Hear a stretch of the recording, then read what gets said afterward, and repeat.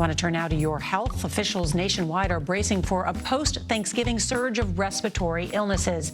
Family gatherings and large crowds at shopping malls and airports are the perfect breeding ground for the triple-demic of the flu, RSV, and COVID-19. CBS News Chief Medical Correspondent Dr. John LaPook is with us. Dr. LaPook, so good to have you. So if you're sick, why is it important to test? Well, it's important to know the diagnosis because it can affect the actual treatment.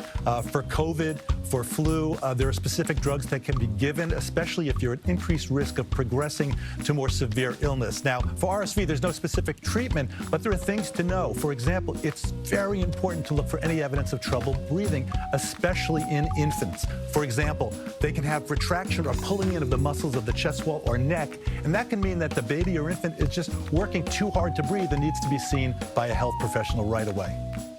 And doctor, is there any way to tell the difference between COVID, flu, and RSV? Well, unfortunately, you can't do it by symptoms alone reliably, so you need testing. Now, if you have access to COVID testing at home, you can start there. There is no FDA-approved rapid test at home for RSV or flu.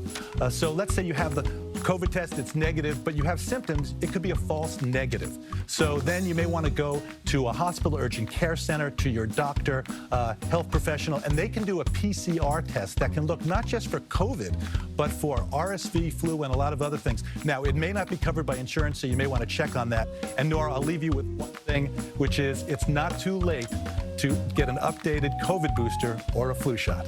That's good advice. And there were some folks in my family who didn't have RSV, COVID, or the flu. There's other stuff out there too, right? Yeah, adenovirus and a bunch of other things that can be tested for on that big panel of PCR testing.